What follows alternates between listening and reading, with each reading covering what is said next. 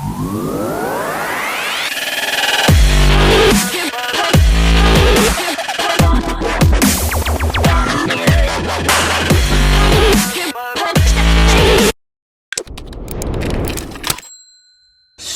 what 5 things do I love and hate about my new Traxxas UDR?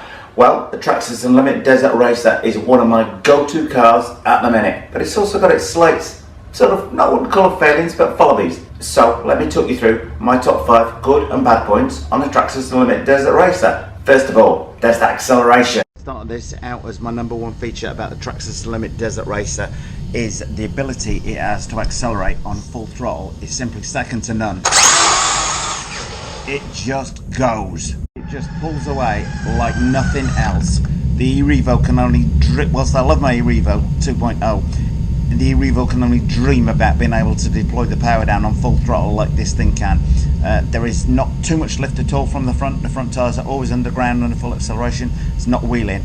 There is a lot to love about being able to keep all 4 wheels on the ground under full throttle. That's why this is my number 1 point about the Traxxas UDR. Well, the next thing that you'll either love or hate about the Traxxas UDR is the battery compartment. So let's take a closer look. Well, as a plus point on the Traxxas Unlimited Desert Racer, the battery compartment absolutely rock solid. When properly installed, your batteries are not going to fall out of there. In fact, if they come out of the battery compartment, that's the least of your worries, because you're probably going to bust the chassis or something major on there if they're falling out of there. But in normal service, these packs aren't going to fall out of there. However, you will notice these are not Traxxas packs, but they do have Traxxas adapters on. So let's see what the downside to Traxxas UDR battery compartment is. Now, you might think I'm being picky on the battery compartment here, as it comes off nice and easily. You've got a locking strap over the top in there, which holds everything down nice and tightly, you would think. What comes about is the problem when it actually comes to fitting the battery packs in.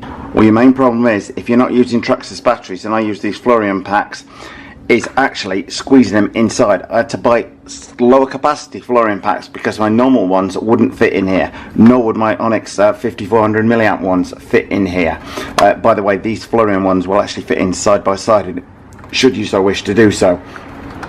The main issue is when you do squeeze them in there, lid fits on them nice and tight, that's not a problem on there. When using the adapters, as I'm doing, the connectors are built into the chassis. You've not got the traditional wires coming out where you can connect them like that. No sir, they're actually built in there, which is good. That's a good plus point. All the wiring tied out the way, you've got nothing to get caught up in the suspension, etc. on there. But it gives you no option other than to use Traxxas connectors or an adapter on this end. You've not got the option of cutting a wire off and changing the connector around on the car end. So when you've got your connectors in there, you've got the big problem that this lid is a real squeeze. I'm not even going to attempt to fit it on it. It's a real squeeze to get this back on with the adapter wires in the way. So that's the downside to it. Plus side, they're very secure once in there, but it can take me 4 or 5 minutes to install the batteries. Well, with my new packs in there, you can put the locking lever down and then that lid is really not going to move anywhere. Although there's a little bit of flex in there, pretty much bulletproof. So that is a plus point once the batteries are in there. The issue is with getting the batteries in there. Anyway, on to point number 3, what I love or hate about the Traxxas UDR. Okay, well, I'm hoping people are liking this format so far. I'm going to try and do this with all my RC cars, like the top 5 points or the top 10 points in some cases, as to what I love or hate about them. And as you will see, some of them are like double-edged swords, things to love, things to hate, contained within the same point. Anyway, if you do like this format and you're not already a subscriber, then please do consider subscribing. And as ever, if you like this video, then please do share with friends. Anyway, on to point number 3. And point number 3 that I absolutely love about the Traxxas Unlimited Desert Racer is this trailing arm rear suspension. The amount of travel that gets is phenomenal. You're virtually getting 7, maybe 8 inches of travel off the ground in there, and that solid rear axle, you can, as you saw earlier in the video, you can lay the power down like nothing else on earth. However, there is also a downside to the trailing arms. So what's that, Richie? Well, as you will notice, I've fitted aluminum ones on the back here. There is a link to these below the video. They're only about 25, certainly less than 30 bucks, but I'll put a link to them below the video. The stock Traxxas ones simply snaps in half. My friend Steve O'Day from the 313 told me they would do, so I actually ordered these the day I got the car, just on Steve's say so, because he was that convincing. Sure enough, about 2 days later, snap one of these, when more, I think, from a sideways impact on the car than from actually landing on there, but nonetheless the thing snapped very easily.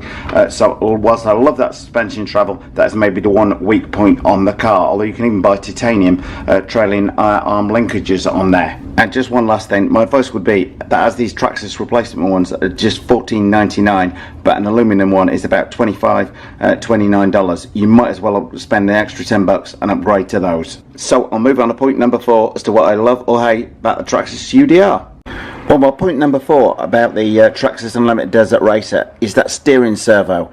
Now, you could look at its consistent failure, as people have reportedly had with them, as a downside to the car. I actually look at it as a downside and a positive. It shouldn't fail in the first place, but the fact it's a single steering servo doesn't give you the complications of the twin servo setup in the e-Revo there. I look at it as a positive in the fact that as it goes early, it's very easy to replace it, and if you're going to replace it, you're not necessarily, you don't have to replace it with the stock one. Replace it with a much stronger one, like I've done, with a 20 kilo one, which at rest you can barely even turn the steering, but it gives it a much stronger steering feel to it when you're driving it. So that's my point number 4. Again, one that you can love or hate about the Traxxas UDR. I hate the fact it fails. I love the fact it's quite easy to upgrade, and it's just one servo to replace rather than the 2 that are in the e-Revo. Well, point number 5, and the last one of my things that I love or hate about the Traxxas Unlimited Desert Racer is the tyres. The grip, the way they put the power down on pretty much any surface, absolutely phenomenal. I've no desire to change them for any aftermarket ones at all. The one thing I would say is the rears are showing signs of wear already. My front ones aren't. You also do have to, or they recommend cutting a small hole in the tyre. That's right, folks, cut a hole in the tyre. Traxxas recommendation, not mine. You know that the sand and water can come out of them. As somebody came up with a blinding the other side here, Richie, simply swap them around like you would do on your car, tyre rotation. What do I love about the tyres, besides the grip? The fact that the back ones might be wearing out, and they might wear out in the front. The thing comes with two free tyres attached on the back. Blindingly obvious. You've been looking at it all along when you got the car. How many people probably think, oh, my tyres are worn out, and actually swap the rear ones and then get home and think, oh, I could have fitted those 2 on. So there we are. That's my top 5 things to either love or hate about the Traxxas Unlimited Desert Racer.